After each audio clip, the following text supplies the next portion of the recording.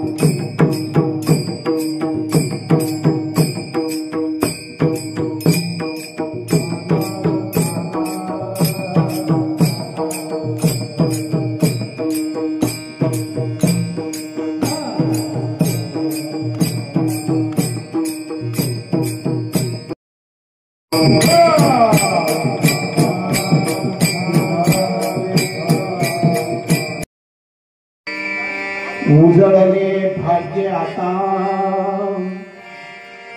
उजळले भाग्य आता, अवघे चिंता वाढली, संत दर्शने हा लाभ, पद्मनाभ जोडीला, संपुष्ट हे हृदय पेटी, संपुष्ट हे हृदय पेटी, करुणी पोटी साठवून, संत दर्शने हा लाभ, पद्मनाभ जोडीला, तुका म्हणे होता ठेवा,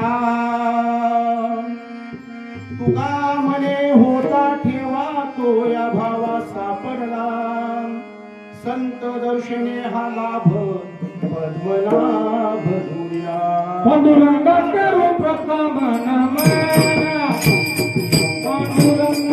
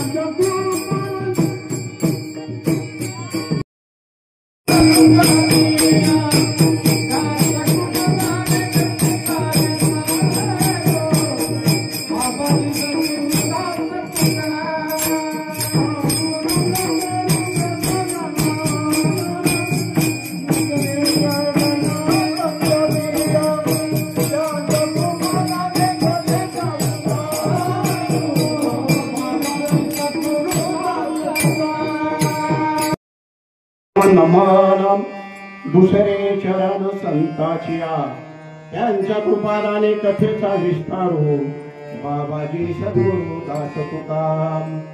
ओम नमो ज्ञानेश्वरा, ओम नमो ज्ञानेश्वरा, करुणाकरा दयाळा, तुमचा अनुग्रह लाभलो, पावन झालो चराचरी. मी कळा कुशरी काहीच नेने, मी कळा कुशरी काहीच नेने, बोलतो वचने अति भाविका.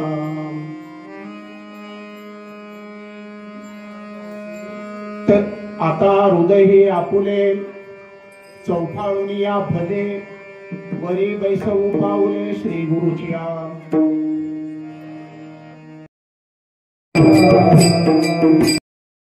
बंधू श्री चरण श्री गुरुचिया, ते नमस्कारोनी आता, उजळले भाग्य आता, अवघी चिंता वारली, विठ्ठला विठ्ठला.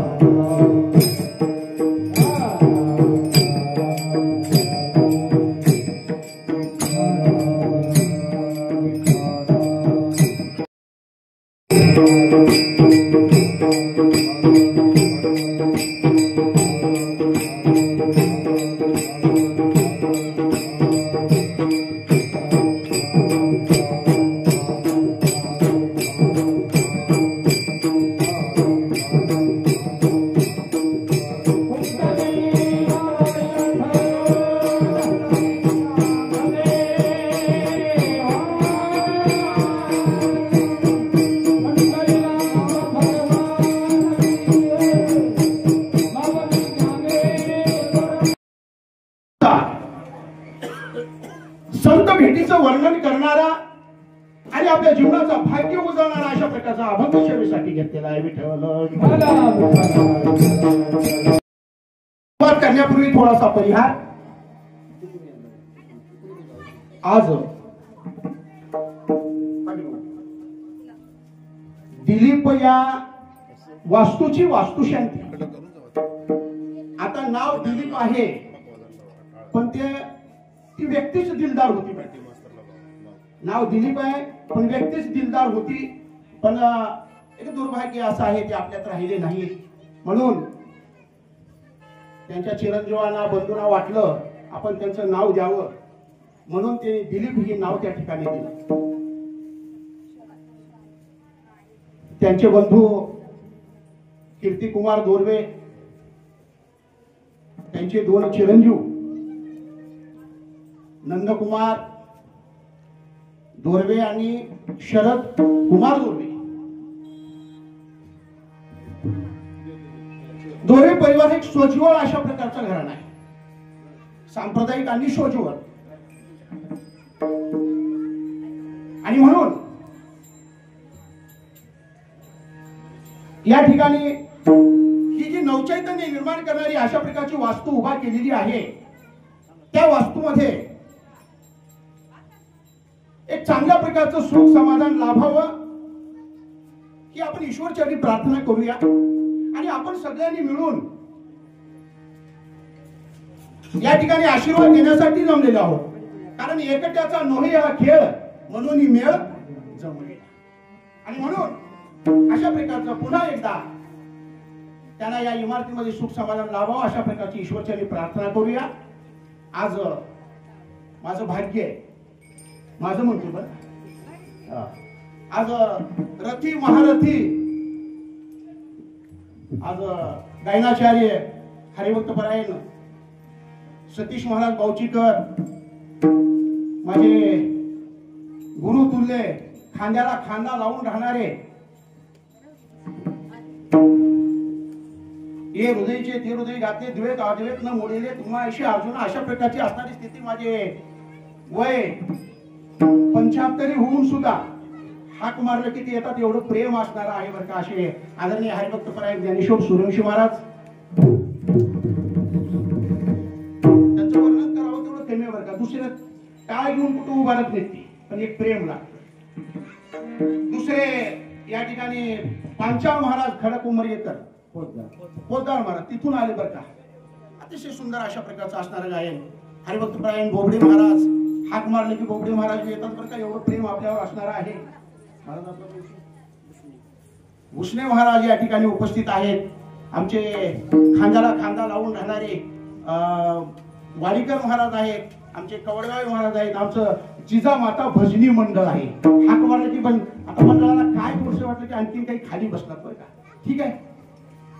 तर आणि जमलेली सगळे श्रोते मंडळी आणि माझ्या प्रत्येक कीर्तनाला म्हणा, साथ द्यायला म्हणा आणि सुंदर अशा प्रकारची पेटी वादन या ठिकाणी हरिभक्त परायण व्यंकटराव महाराज हरेगावकर हे या ठिकाणी उपस्थित आहेत. आमचे मृदंगाचार्य महादेव महाराज या ठिकाणी उपस्थित आहेत. आमचे या ठिकाणी तुम्ही हाक मारा मी धावून येतो अशा प्रकारची म्हणणारे आमचे बीजे चॅनलवाले. बीजे चॅनलचं वर्णन करावं तेवढं कमी आहे. आज लातूरमध्ये प्रसिद्ध अशा प्रकारचं हे चॅनल आहे बघा. श्रीमान भागवतराव जोशी साहेब या ठिकाणी आमचं मंडळ येण्याच्या अगोदर उपस्थित आहे. त्यांचं या ठिकाणी करावं तेवढं कौतुक कमी आहे. आणि म्हणून आणि जमलेले अशा प्रकारचे श्रोते तुम्ही महिषाच्या मूर्ती, आता बसलेल्या श्रोत्याला बघा महिषाची मूर्ती बसलेली आहे ना बरं का. आणि म्हणून या ठिकाणी आता प्रत्येकाचं नामोल्लेख करण्यात वेळ घालण्यापेक्षा जमलेल्या सर्व भाविक भक्त उपस्थित मंडळी सगळ्याला अभिवादन करून आपण या ठिकाणी असणाऱ्या या कीर्तन गोपी सेवेला सुरुवात करूया. विठ्ठल उजळले भाग्य आता अवघी चिंता वारली. तुकाराम महाराज म्हणतात माझं भाग्य उजळलं आणि माझ्या जीवनामध्ये आता कसल्याही प्रकारची चिंता राहिली नाही. का चिंता राहिली नाही? कारण एकच चिंता आहे, मला प्रत्येक परमार्थ करणाऱ्याला वाटतं मला परमात्माची भेट व्हावी. आणि म्हणून आता मला परमात्माची भेट झालेली आहे. कशामुळं? संत दर्शने हा लाभ पद्मनाभ जोडीला. संतांच्या दर्शन झालं आणि पद्म म्हणजे कमळ, कमळ हे कमळ निघालं ब्रह्मदेवाच्या नाभीतून, आणि म्हणून ते भगवंत मला जोडले गेले आहे. लोकांनी प्रश्न केला की महाराज, देव साठवलेला देव तुम्ही कुठे ठेवला? हा देव जो आहे आम्ही हृदयाच्या ठिकाणी साठवला. संपुष्ट हृदय पेटी करुणी पोटी साठवू. साठवलेला देव कुठे ठेवला? हृदयामध्ये. कारण प्रत्येकाच्या हृदयामध्ये देव आहे. तैसा हृदयामध्ये मी रामू, असता सर्व सुखाचा आरामू. काय भ्रांताशी कामू विषयावर. प्रत्येकाच्या हृदयामध्ये देव आहे. आणि हा देव मग कुठून आणला? कुठून आणला? आणला कुठून नाही. देव प्रत्येकाच्या हृदयामध्ये आहे, पण अज्ञान निर्माण होतं. अज्ञानामुळे देव आपल्याला आहे हे भासत नाही. आणि म्हणून तो जवळच असलेला देव, पण त्याला भाव लागतो. आणि भावामुळे देव त्या ठिकाणी काय होतो? प्रसन्न होतो. वैकुंठीचा देव, वैकुंठीचा देव, आला भीमती. वैकुंठीचा देव, आला भीमती. वैकुंठीचा देव, आला भीमती. वैकुंठीचा देव, देव, आला भीमती. वैकुंठीचा देव, आला भीमती. वैकुंठीचा देव,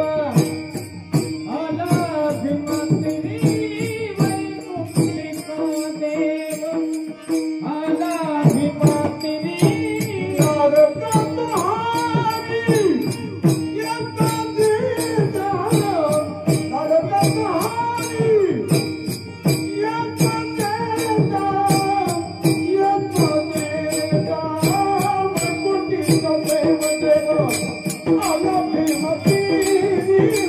वैकुंठीचा देव, आला भीमती.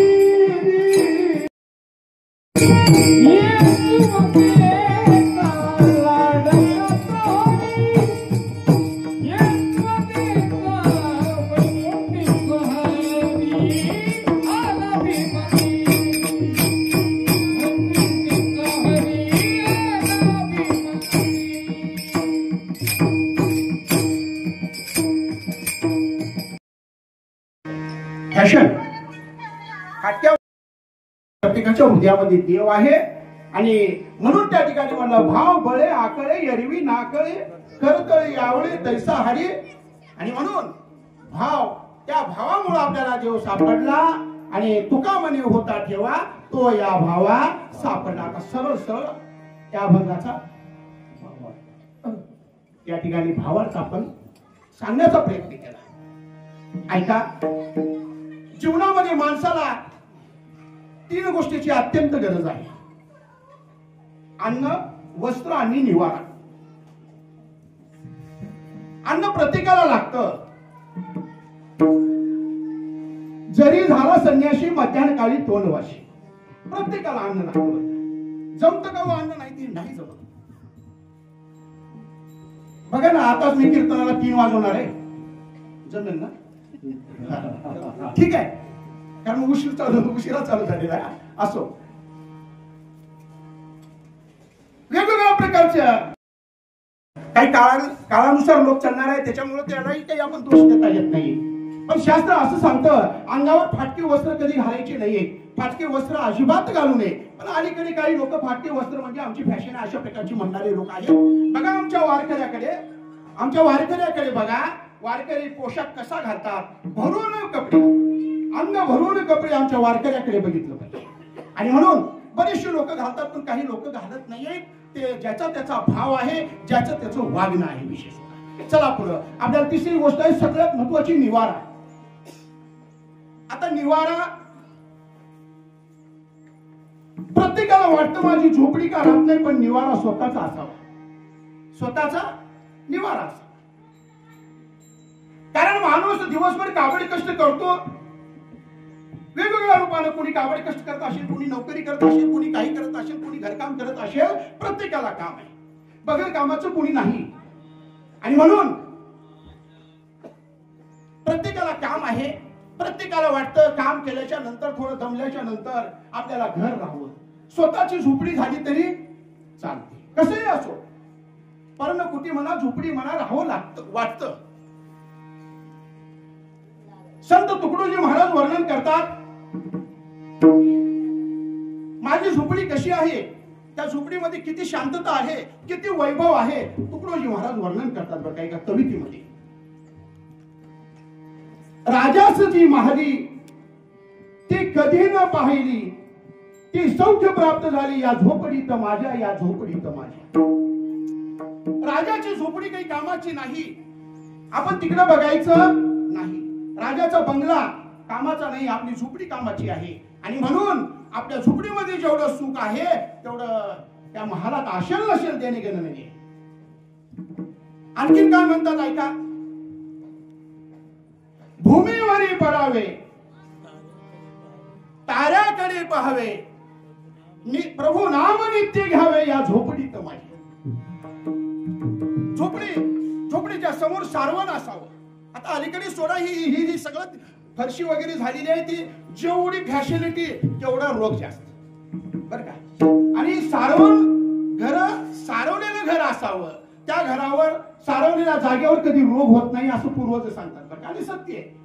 आणि एवढं समाधान वाटतं. मग महाराज तुकडोजी महाराज म्हणतात, निवांतपणे त्या सारवलेल्या जागेवर जर आपण वर तोंड करून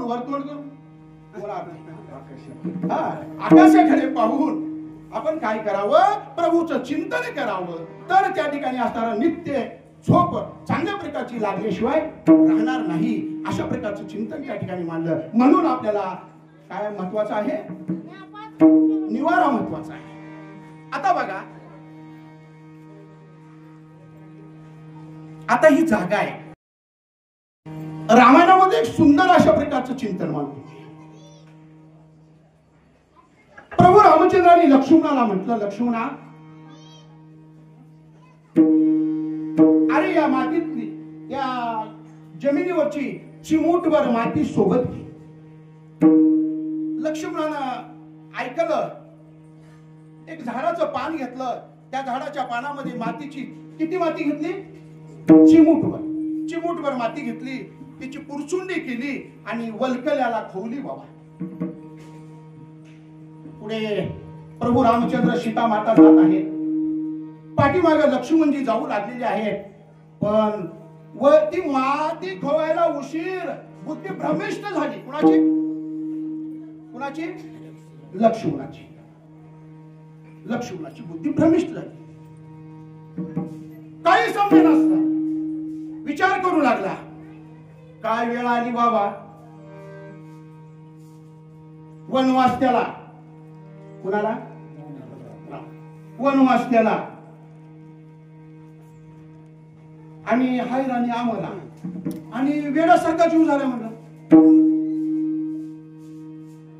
घरदार बायको लेकरं सोडून आलो, काय माझं वेळ असेल, कशामुळं मला मी आला असेल बाबा याच्या संग.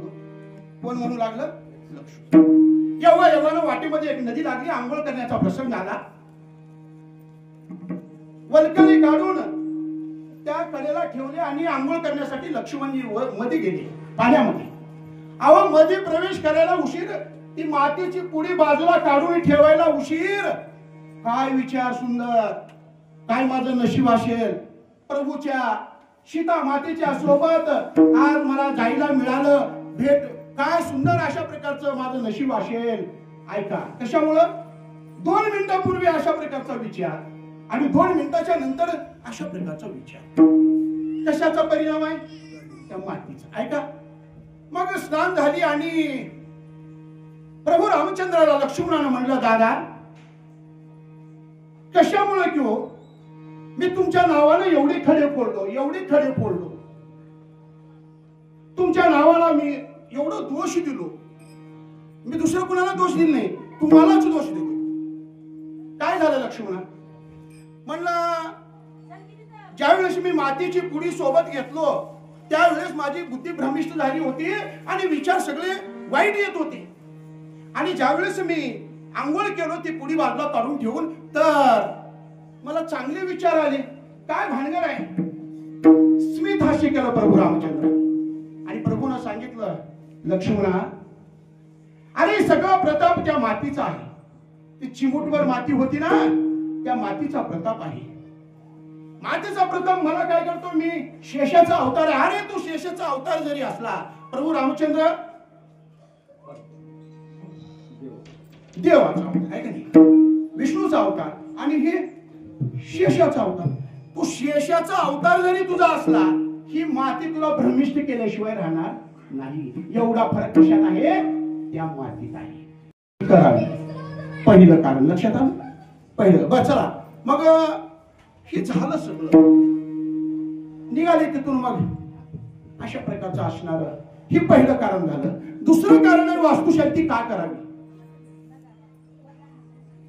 वास्तू नावाचा एक दैत्य खूप उन्मत्त झाला, त्रास देऊ लागला, आणि त्या वास्तू दैत्याला चिंतन करत करत असताना ब्रह्मदेव त्याला प्रसन्न झाले. ब्रह्मदेवानी म्हणलं वास्तू दैत्याला, बरं का चिंतन नीट आहे का, मी तुला प्रसन्न आहे, काय पाहिजे ते माग. कुणाला म्हणलं, वास्तू दैत्याला. आता वास्तू दैत्य उन्मत्त झालेला होता, जाणून बघून तो दैत्य होता. म्हणला तुम्ही मला काय देणार आहो याची वाट बघण्यापेक्षा मलाही भरपूर अशा प्रकारचं ज्ञान आहे, तुम्हीच काय, तुम्हालाच काय पाहिजे ते मला मागा. कोण म्हटलं, वास्तू दैत्य. अरे बघ बाबा, विनाशकारी विपरीत बुद्धी करून घेऊ नको, बघ विचार कर, मी प्रसन्न आहे, तुला काय पाहिजे ते माग. नाही नाही, मला तुम्हीच मागा.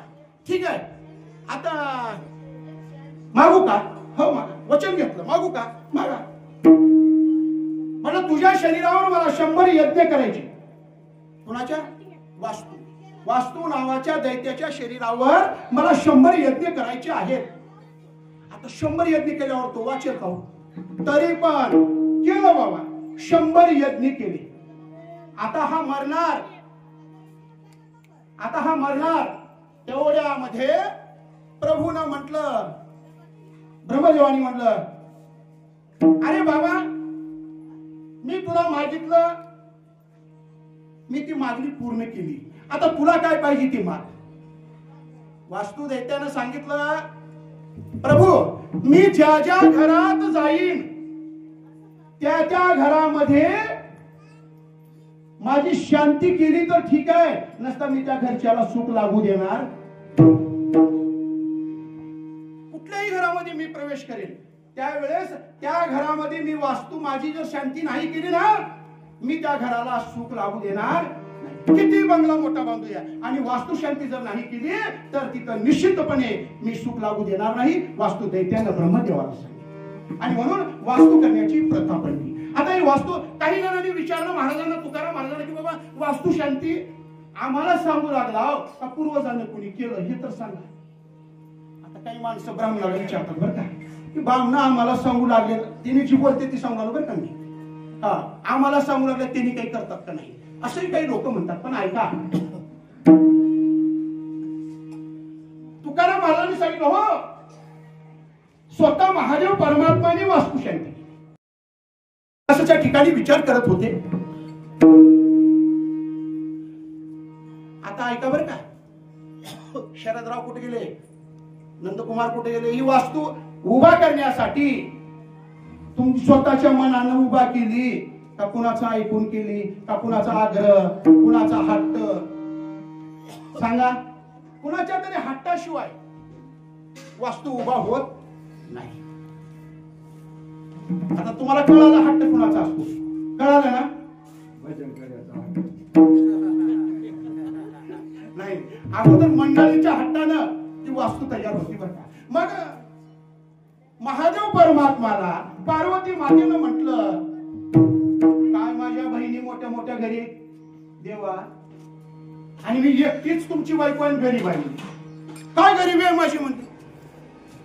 राहायला घर तर आहे आपल्याला नीट, तुम्ही जाता अंगाला सगळं वरबडून, काही राहायला नीट घर नाही, कुठंच काही नाही. आणि बघा म्हणलं माझ्या बहिणी वाकडे, आणि तवापासूनच बरं का शेजारला काही आणलं, आमच्यात काय आमच्यात काय त्यांच्यात आणलं, ही प्रथा काही नवीन नाही कुठली गोष्ट बरं का.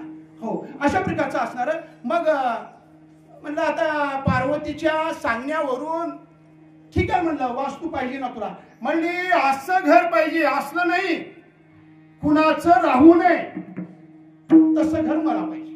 आता हट्ट तर का कमी आहे का हो? कुणाचं राहून असलं घर तसं घर मला पाहिजे. ठीक आहे म्हणलं. महादेव परमात्माने विश्वकर्म्याला बोलावलं आणि विश्वकर्म्याला बोलावून सुंदर अशा प्रकारची नगरी तयार केली. सुंदर सुंदर अशा प्रकारचा बंगला तयार केला. पार्वती आता घर झालंय. पार्वतीनं म्हणलं चला ना राहायला जाऊ. पार्वती घरात शांती केल्याशिवाय आपण घरात प्रवेश करायचा नसतो. कोण म्हणतं? महादेव परमात्माने पार्वती माते. ठीक आहे तुमच्या म्हणण्याप्रमाणे. आता महादेवाच्या घराची वास्तू करण्यासाठी ब्राह्मण काही असं तसा लागतो. त्याच्या अगोदर आता या घराची वास्तुशांती काल झाली बरं का. काल कशामुळे झाली त्याची कारणही मी थोडक्यात सांगतो बरं का. काल कशामुळे केले किंवा वास्तुशांतीचं जेवण काही जणांना जमत नाही. पहिल्या दिवशी शांती करून घ्यावं आणि दुसऱ्या दिवशी जेवायला मोकळी. आता न जेवणाऱ्यांनी मनातलं काढून टाकायचं. लक्षात आलं ना. मी कारण एका मिनिटात सांगतो. हा मग ही वास्तू झाली. या वास्तूचं पूजा झाली. ब्राह्मण देवतेने काल पूजा मंत्रोच्चाराने पूजा केली. वास्तू देवतेची पूजा आग्नेय दिशेला एका कोपऱ्यामध्ये त्या देवतेला पुरलं जातं आणि त्याची पूजा करून ती वास्तू केली जाते. तसं मग पार्वती मातेनं म्हटलं ठीक आहे करा वास्तू. आता ब्राह्मण काही साधा लागेल का? महादेवाच्या घराची पूजा साधा ब्राह्मण जमेल का? आता तो ब्राह्मण कोण होता, ती वास्तू काय होती, आपल्याला ते ऐकायचे चिंतन. मग ठीक आहे म्हणलं. शोध घेतला ब्राह्मणाचा आणि एक ब्राह्मण मिळाला. बाबा एक ब्राह्मण मिळाला. वास्तू शांती केली आणि महादेव परमात्म्याला आनंद झाला. महादेवाने सांगितलं देवा मला खूप आनंद झालेला आहे. तुम्हाला काय पाहिजे ते मागा. मी प्रसन्न आहे. त्या देव बाप्पाने म्हणलं अहो मला नशिबा म्हणलं तुमच्या घराची वास्तुशांती करायला मिळाली आणि मी काही मागणार नाही म्हणलं. अरे बाबा नाही नाही म्हणलं मी प्रसन्न आहे. काय पाहिजे ते माग.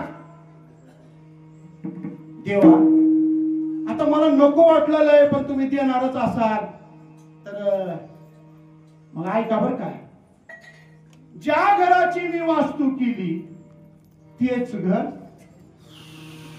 आता महादेवाने शब्द दिला होता. काही हरकत नाही तथास्तु. आता पार्वतीला काय वाटलं असेल? त्या पार्वतीला आताच्या पार्वतीला तर मग विचार करू नका. त्या पार्वतीला काय वाटलं असेल? बिचारी नाराज झाली. चला पहिलं नशीब तसं दुसरं बी असं म्हणावं. चला हो म्हणजे बिचारी समाधानी. आताची पार्वती गप्प बसली असती का? माझी नाही म्हणत बरं का. म्हणजे आताची पार्वती म्हणजे सगळे आल्या. ऐका मग आता ऐका. वास्तू शांती झाली. वास्तू शांती करणारा कोण होता? ते महादेवाचा जो बंगला होता ती नगरी जी होती ती सोन्याची नगरी जिचं नाव लंका. आणि वास्तू शांती करणारा विद्वान पंडित तो रावण होता. रावण. ऐका हे झालं. मग लंका ही नाव झालं. पुन्हा त्या लंकेचं नाव श्रीलंका पडलं. कशामुळे तीही चिंतन आहे का. 6 महिने प्रभू रामचंद्राची सीता माता 6 महिने अशोकवनाच्या ठिकाणी होती आणि 6 महिने तिचं वास्तव्य तिथं असल्यामुळं श्री हे नाव लागलं. श्री म्हणजे या ठिकाणी लक्ष्मी. आणि म्हणून श्रीलंका अशा प्रकारचं नाव त्या ठिकाणी लागलं. आणि आनंदाने रावणानं बरेचसे वर्ष त्या ठिकाणी असताना काय केलं? संसार केला, राज्य केलं, सगळ्या गोष्टी केल्या बरेचसे वर्ष. म्हणून घराची काय करावं लागतं?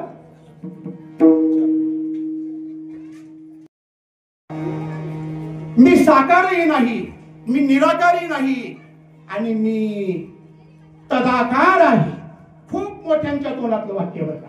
कुठं तरी ऐकलं म्हणून तेवढं ध्यान ठेवलं बरं का. तुम्ही मला खूप मोठ्याचं असेल तर तुम्हाला कसं जमलं? थोडं ऐकावं लागतंय.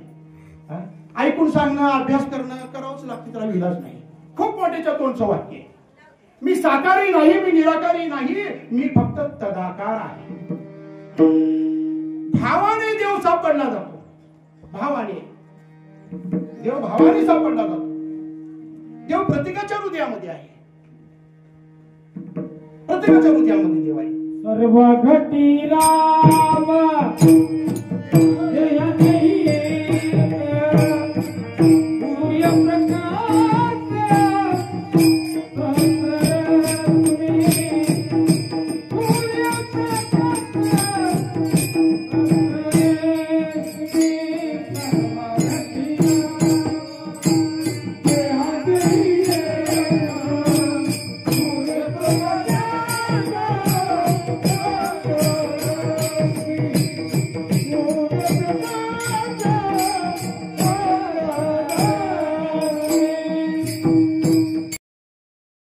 भरून उरलेला आहे.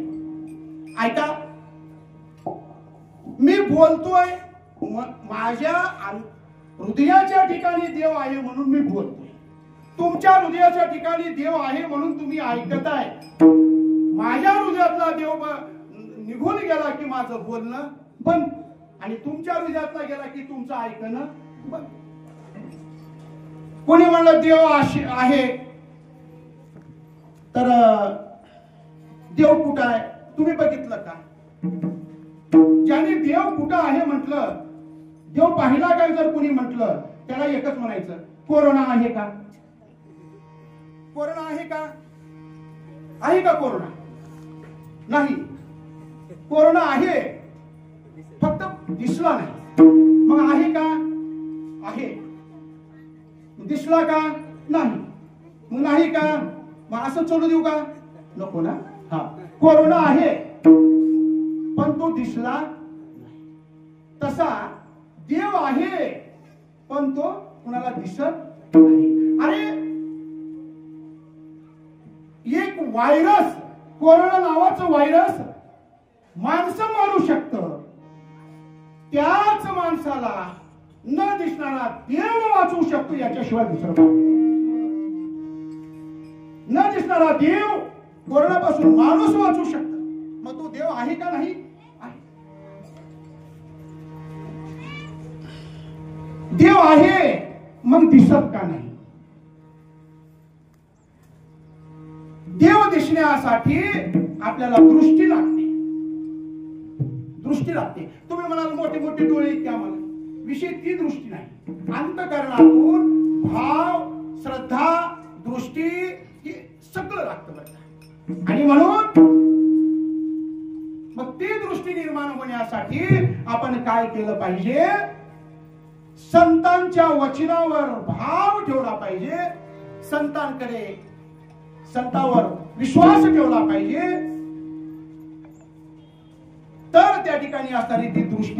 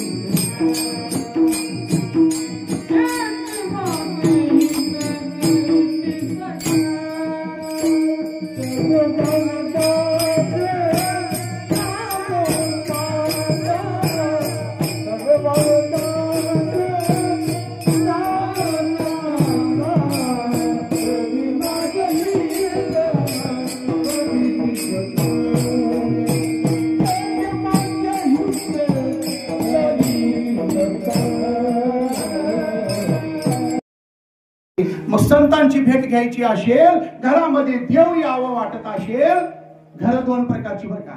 एक विटा माती दगडानं बांधलेलं घर आणि दुसरं घर हे आपलं पंचमहाभूताचं. दोन्ही घरामध्ये शांती पाहिजे. दया क्षमा शांती देते देवाची. म्हणून दया असेल, शांती असेल, क्षमा असेल, त्या ठिकाणी निश्चितपणे देवाची वस्ती होते. म्हणून मी ईश्वरचरणी प्रार्थना करतोय की या घरामध्ये देवाची वस्ती व्हावी. चला पुढं सज्जन हो. 2 दिवस महत्वाचे असतात प्रत्येक माणसाच्या जीवनामध्ये. एक येणारा दिवस आणि एक जाणारा दिवस. येणारा दिवस प्रत्येकाला, ज्याला येणारा दिवस मिळाला त्याला जाणारा मिळतोच.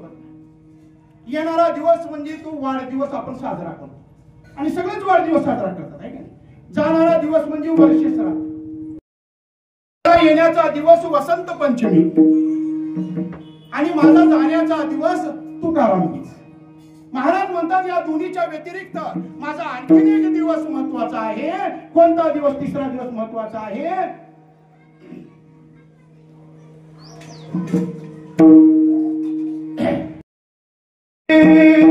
पाहुणी गुरुवार माघ शुद्ध दशमी. पाहुणी गुरुवार माघ शुद्ध दशमी. पाहुणी गुरुवार माघ शुद्ध दशमी.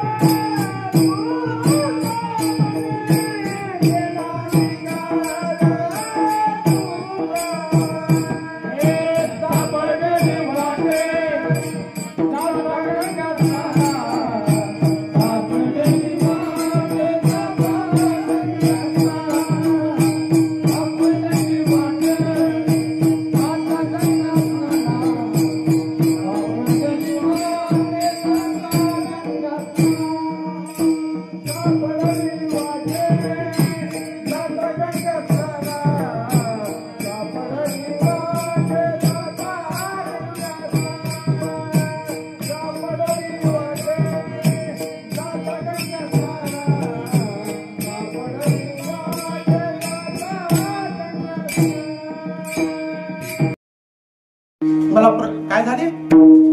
सद्गुरु स्वप्नात आले आणि स्वप्नात येऊन काय सांगितलं? बाबाजी आपुले सांगितले नाम न मंत्र दिला राम कृष्ण हरी. राम कृष्ण हरी म्हणा. मंत्र हा सोपा आणि हा रामकृष्ण हरी मंत्र कोण दिला? माझ्या सद्गुरूनं दिला. आणि स्वप्नात आलं, सद्गुरूंनी मंत्र दिला आणि मला काय मागितलं? भोजना मागती तुपा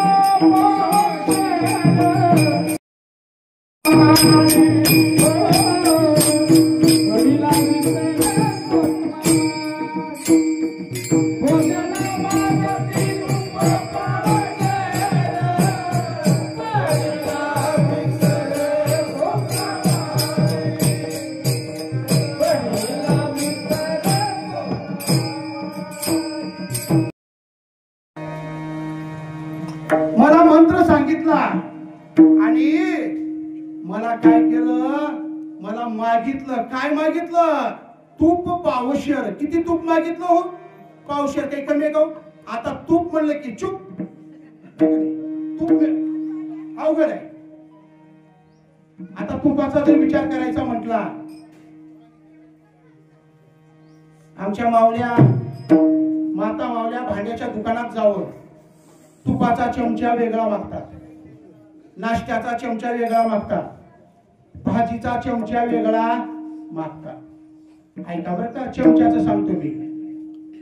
भाजीचा चमचा वेगळा, तुपाचा वेगळा, नाश्त्याचा वेगळा आणि गावातला चमचा. कळतंय ना? चला, म्हणून चमच्यापासून सावध राहिलं. आता चमच्याचा दुर्गुण सांगतो मी. आपण आईस्क्रीम खातो. आईस्क्रीम खाल्ल्यावर ते चमचा फेकून देतो का खिशात ठेवतो?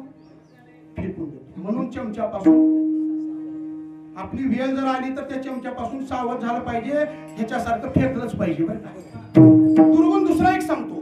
चमचा भांड्यात घातला तर भांड रिकामं करतं. चमचा भांड रिकामं करतं आणि म्हणून हा चमच्याचा दुर्गुण आहे. पूर्वीच्या काळी पंक्ती असायच्या. मी लहान होतो बरं का. पंक्ती असायच्या आणि त्या पंक्तीमध्ये तूप तूप वाळायला त्या गावचा स्पेशल माणूस एकच असायचं. द्रोणभर तूप किंवा एखादं वाटीभर तूप असायचं, पंक्ती तर मोठ्या. आणि त्या चमच्याला बघितलं का तुम्ही, त्याला खोल काहीच नसतं, उत्तळ असतं हो, एवढं एवढं. मग तो वाढणारा एवढा चप्पल असतो. तूप तूप तूप तूप तूप तूप तूप म्हणित कुणाच्या नशिबात असलं थेंबर मिळतं आणि कुणाच्या नशिबात नसलं सगळं विषय तुपाचा असायला.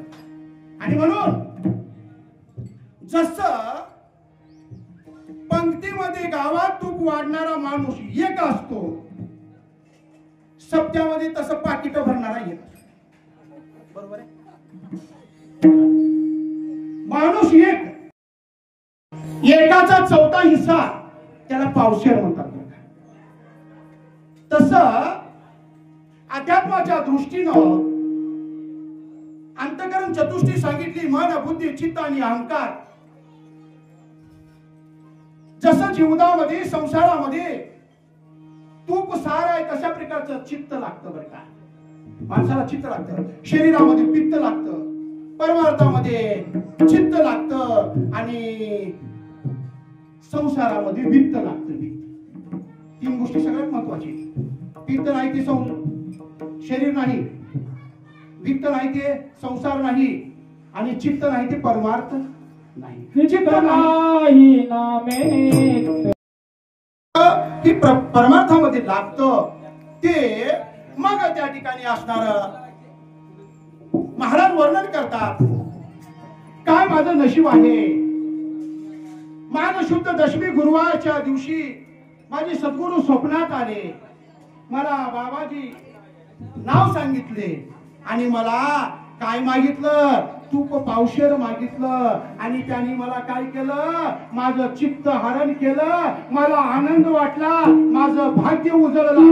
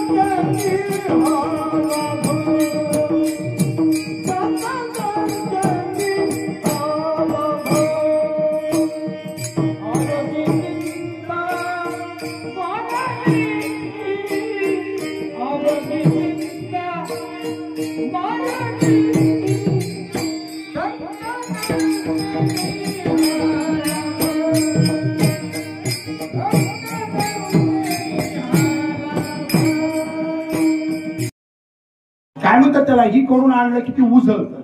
तसं प्रत्येक गोष्टी उजळलं की ती भाग्य उदयाला आलं. आता उजळणं कशाला म्हणायचं, एखादा बंगला तयार झाला भाग्य उजळ, पैसा भरपूर आला भाग्य उजळ. हे इकडचं झालं. एखाद्याने कीर्तन संपल्यावर, एखाद्याने कीर्तन संपलं आणि चांगला चप्पल जर घेऊन गेला, घरी गेला, चप्पल हातात धरणं, उजळले भाग्य. आता चप्पल घेण्याची मिटली चिंता, याला भाग्य. विचार करा, कीर्तनाला येऊन जर चप्पल कोणी नेत असेल त्याच्यासारखं दुर्भाग्य कुठंच नाही. एखाद्याचे पैसे आपण देणं आहात, 1,00,000-2 लाख रुपये आहात आणि त्याला बुडवलो, घरी गेल्यावर आनंद वाटला, उजळले भाग्य, आता देण्याची चिंता जमेल का? आणि म्हणून याला भाग्य उजळलं म्हणतात का? भाग्य कुणाला उजळलं म्हणावं? निकटवास बळा संतापारी, निकटवास बळा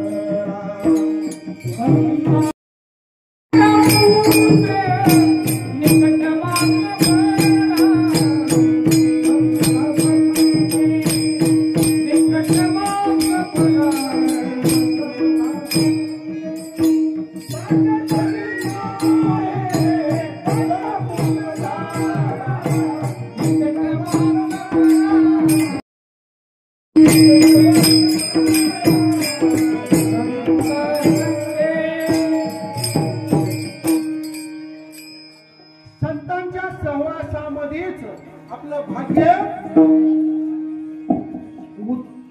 उदयाला येतं, उजळत, अन्यथा इतरत्र कुठेही समाधान माणसाला नाही. भाग्य इकडे इकडे भाग्य आहे असं कधीच.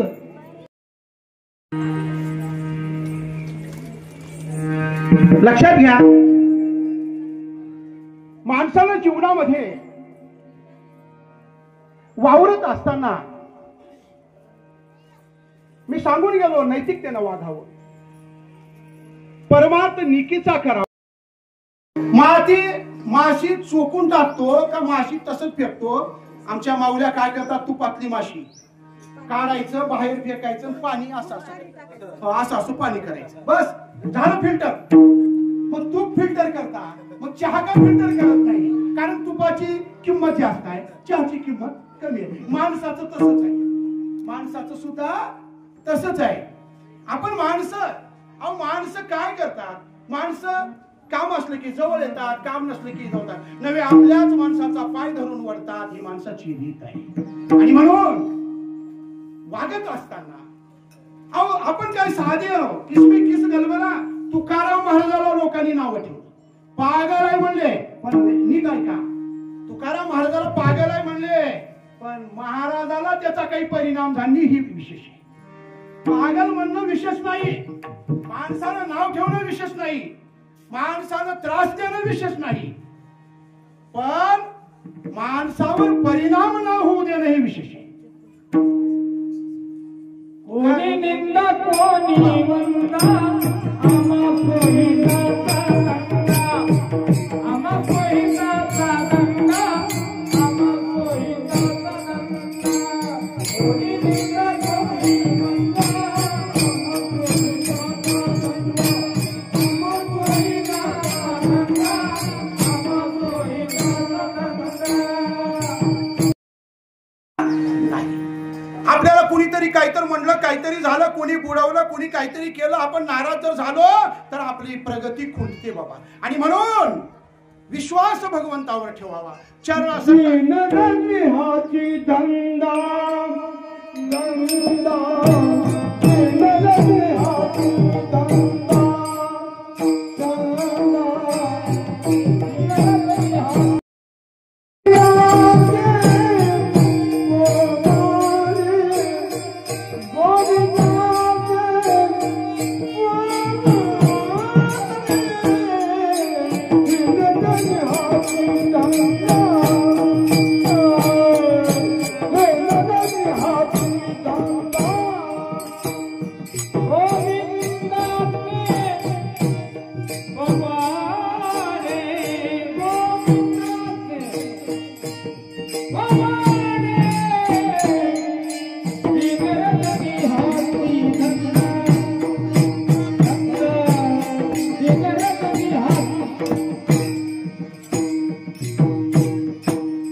चिंतन करावं आणि संतांचं नाव घ्यावं, तर त्या जीवनाला अर्थ आहे बरं का. आणि म्हणून आपण माणसानं वेळ मिळेल त्यावेळेस चिंतन करणं गरजेचं आहे.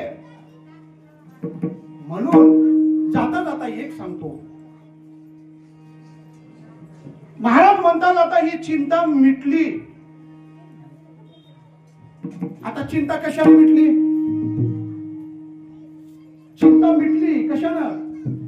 आता जीवनामध्ये प्रत्येक गोष्टीची चिंता आहे, माणसाला प्रत्येक गोष्टीची चिंता आहे. चिंता नाही ते असा दिवस आहे का नाही. एखाद्या राजाला विचारा, तुला चिंता आहे का बाबा, राजा म्हणेल होच.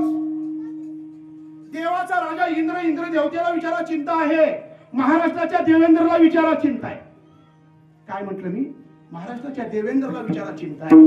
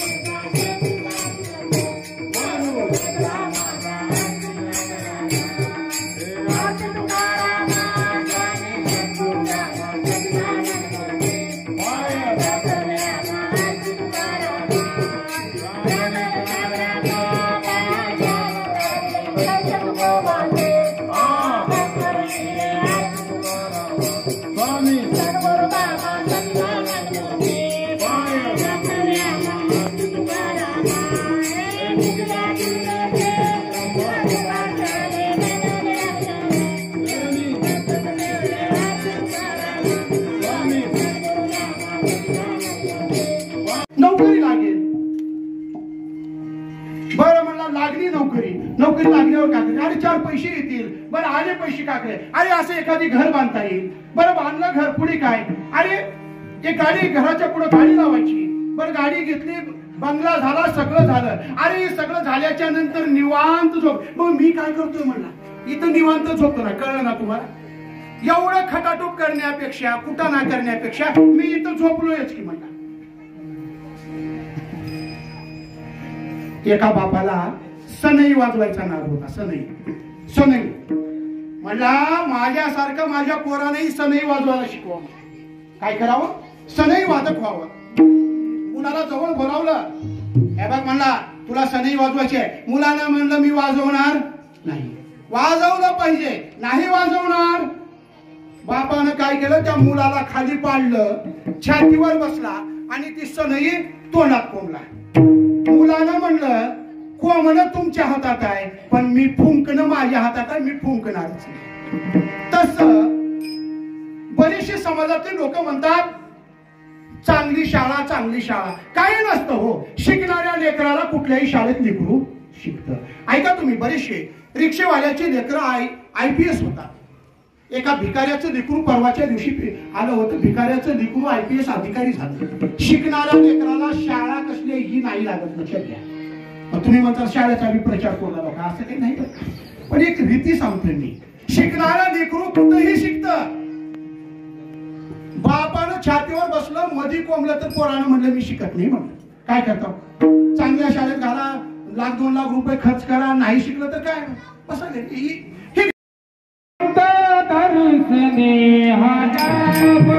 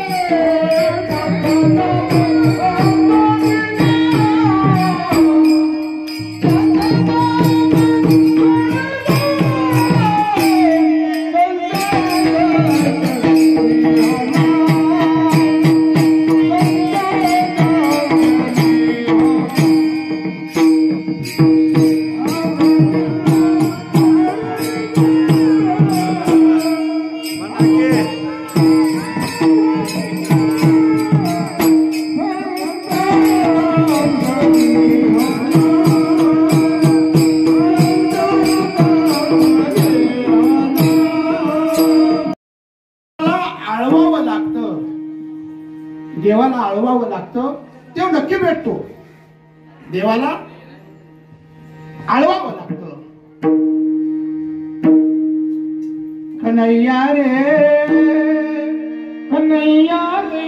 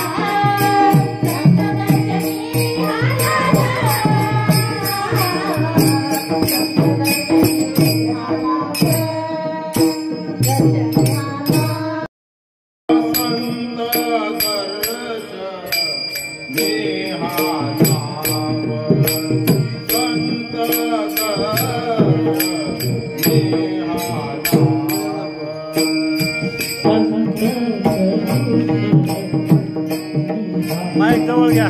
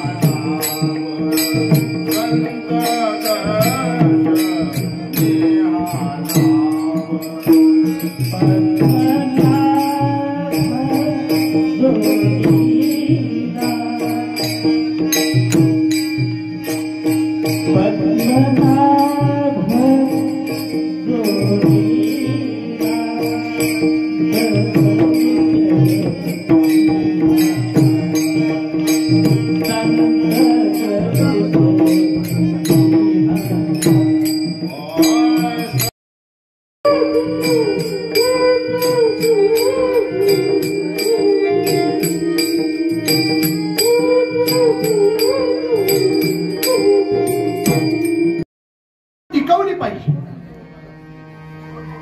संस्कृती टिकवली पाहिजे. संस्कृती टिकवण्यासाठी अशा प्रकारचे कार्य केलं पाहिजे.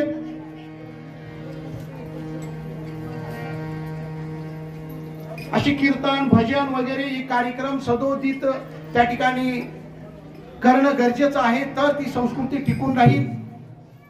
माणसाने माणसाशी माणसाप्रमाणे वागावं ही संस्कृती. आणि म्हणून या ठिकाणी सुंदर अशा प्रकारचा ह्या पुन्हा एकदा आपण काय करूया, या वास्तूमध्ये राहणाऱ्या घरमालकाला सगळ्यालाच पांडुरंगाने चांगल्या प्रकारचं चांगली भेट द्यावी. सदोदित चांगलं घरामध्ये वातावरण असावं, शांतता असावी, अशा प्रकारची प्रार्थना करूया. आणि या प्रसंगी मला एक थोडस या परिवाराचं एक सात्विक परिवार आहे, दोर्वे परिवार म्हणजे आज भजन करतात, सुनंदाताई असतील, सुरेखाताई असतील, पण या घराण्यातला एक नातेवाईकांचं त्याला आपण विनम्र अभिवादन करणे गरजेचं आहे. मोतीनगरला दुहेसर नावाची गुरुजी यांचे नातेवाईक, एक स्वजीवळ माणूस, एक स्वजीवळ व्यक्तिमत्व त्या माणसांचं. आम्ही बरेच दिवसापासून पाहिलं, मला वाटतं त्यांची 2 मासिक झाले, ते आपल्यातून गेले, पण त्यांनाही एक विनम्र अभिवादन करणं आपण गरजेचं आहे. सदोदित नामचिंतनामध्ये असणार त्या व्यक्तीला पाहिलं की मला एक आठवतं माऊलींची एक ओवी, जैसे साचानी मोवाळ मितले परी रसाळ शब्द जैसे कल्लोळ अमृताचे, अशा प्रकारचं असणारं व्यक्तिमत्व त्या माणसांचं होतं. नोकरी करत करत नोकरी करत करत आणि जो निकीनं नोकरी करतो, जो निकीनं परमार्थ करतो, त्याला भगवान परमात्मा साथ देतो. आलेले अनुभव आहे. कोरोनाच्या काळामध्ये कोरोनापासून त्यांनाही वाचवलं आणि मलाही वाचवलं. विशेष बावन कशी सोनं जशा प्रकारचं निघून जातं ना, तशा प्रकारची अवस्था. मग तुम्ही म्हणाल ती काळामध्ये मी ओझर तर सांगतोय, अवघ्या अर्ध्या तासामध्ये आपल्याला सेवेला पूर्ण विराम द्यायचे. बरोबर 1 वाजता बंद करायचं होतं, पण 15 मिनिट वाढतील कारण उशिरा चालू झालेला आहे. मला खालून बसलेल्याची जोपर्यंत चुळबुळ दिसत नाही तोपर्यंत कीर्तन चालू आहे. कसं लगेच चालू करचाल बरं का, अर्धा तास असो. एक दगड देवळात जातो, मंदिरात जातो देव. ऐका, दगड मंदिरात जातो देव होतो, पण आम्ही दररोज मंदिरात जातो पण एक चांगला माणूस होत नाही. एक खंत आहे. म्हणून माणूस चांगला व्हायला पाहिजे. चांगला म्हणजे कसा, बॉडीगार्ड नाही, मजबूत नाही, वागणं चांगलं, नैतिकता ही सगळ्यात महत्वाची आहे. पत्नीसाठी बंगले बांधणं ही वेगळं, पण आईसाठी ज्याने स्वराज्याचे निर्माण केले अशी छत्रपती शिवाजी महाराज. शिवाजी महाराजांनी, मग कुणी म्हणाल आता कीर्तनात शिवाजी महाराज सांगायची काय गरज आहे. शिवाजी महाराज देव नव्हती खरं आहे, पण जे देवाची मंदिर आहेत ते सगळं टिकवण्याचं काम छत्रपती शिवाजी महाराजांनी केलं. अनेक अशा प्रकारचे असणारे महात्मे होऊन गेले. लोकशाहीर अण्णाभाऊ साठेंचं उदाहरण घ्या. लोकशाहीर अण्णाभाऊ साठे काय होते मी 2 मिनिटांमध्ये सांगतो. लोकशाहीर अण्णाभाऊ साठे यांनी फक्त 1.5 दिवसाची शाळा शिकली. किती दिवस? 1.5. आम्ही नको तेवढं शिकू लागलो, पण आहोत तिथंच. 1.5 दिवसाची शाळा शिकली. त्यांनी कथा लिहिल्या, कादंबऱ्या केल्या, पोवाडे लिहिले, लोकशाहीर पदवी घेतली. लोकशाहीर अण्णाभाऊ साठेंच्या 3 कादंबऱ्या प्रसिद्ध आहेत. त्यापैकी 2 कादंबऱ्याचं चिंतन सांगतो मी 1 मिनिटामध्ये. एक फकीरा नावाची त्यांची एक कादंबरी होती आणि माकडीचा माळ. या 2 कादंबऱ्यामध्ये सुंदर वर्णन आहे. मी वाचलं म्हणून सांगतोय. फकीरा नावाच्या कादंबरीमध्ये आपण जन्माला आल्याच्या नंतर जगावं कसं, वागावं कसं, संसार कसा करावा, भावाभावानी कसं राहावं, जावानी कसं राहावं, बहिणीनं कसं राहावं, ही प्रेम त्या ठिकाणी असणाऱ्या त्या फकीरा नावाच्या कादंबरीमध्ये लोकशाहीर अण्णाभाऊ साठेनं सांगितलं. म्हणून हे महामानव आहेत. डॉक्टर बाबासाहेब आंबेडकरांनी घटना सांगितली, त्या घटनेच्या मार्गाने आपण चाललं पाहिजे. स्वामी विवेकानंदांना बरंच अशा प्रकारचं चिंतन मांडलं, त्या पद्धतीने आपण वागलं पाहिजे. सांगायचं तात्पर्य, महामानव ज्या वाटेनं जातात, आता बरेचशांना सवय असते महामानवाची नावं देणं. एखादी रस्त्याला महामानवाचं नाव द्यायचं, एखादा पुतळा उभा करायचं, पण करण्यापेक्षा तशा प्रकारचं वागलं पाहिजे. त्यांनी दाखवलेल्या मार्गाने आपण चाललं पाहिजे. मार्ग धावून गेले आधी दया निधी ते संत. आणि म्हणून या महामानवाच्या मार्गाने चालायचं असेल तर आपलं निश्चितच आपला उद्धार झाल्याशिवाय राहणार नाही. ही तेवढं. त्या चायनाचा सगळा माल डुप्लिकेट असतो म्हणे, पण त्या हाच माल कसा ओरिजिनल पाठवला त्यांनाच माहिती आहे का नाही. मीटर वर्षांनी त्या जर पार झाले, मास्क पार झाले, सगळं काही झालं, सासरला जाती हे दाखवून दिलं. काही आमच्या हिनबाई, आमच्या नाही बरं का, काही माता भगिनी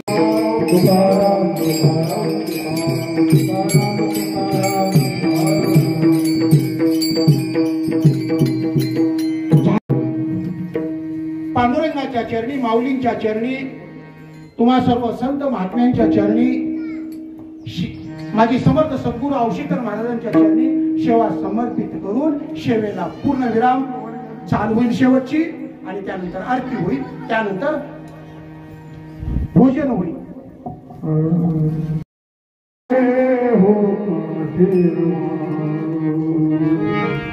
हो तुका मने हो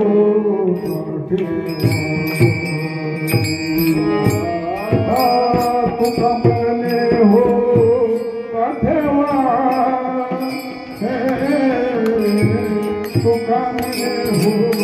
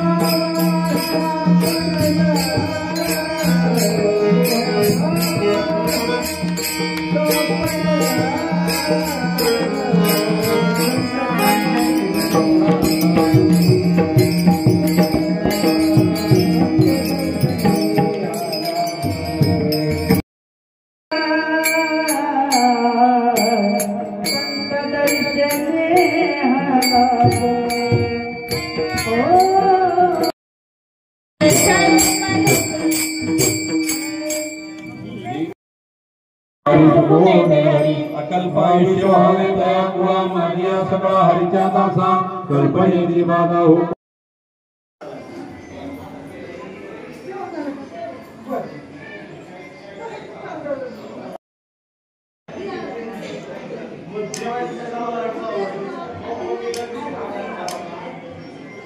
एक मिनट फुलफल करो